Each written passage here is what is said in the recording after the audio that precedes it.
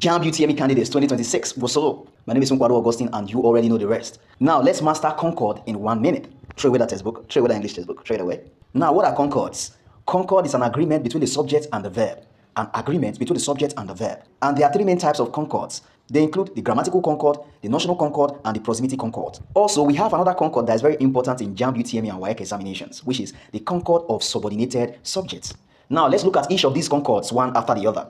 Grammatical concord. What is a grammatical concord? A grammatical concord is a subject-verb agreement, which means when the subject is singular, the verb should be singular. And when the subject is plural, verb should also be plural. And how do you know a singular and plural verb? There are two forms of verb, the singular forms and the plural forms. The singular forms of verb are the forms of verbs that end in S, ES, and IES, while the plural forms of verb are the forms that does not end in S, ES, and IES, an exact opposite of noun.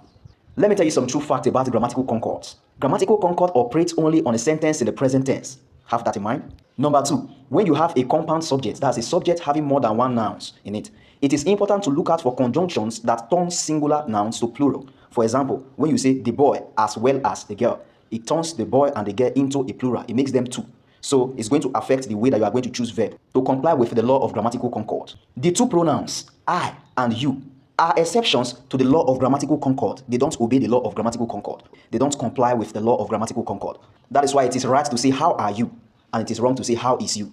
The subject of the main clause should also be the subject of the subordinate clause when the subordinated clause does not have a subject on its own. I will give you an example. When you move by the riverbank, you will find the port to your right. You can see that the subject of the main clause is also the subject of the subordinated clause. You, when you, moving by the riverbank.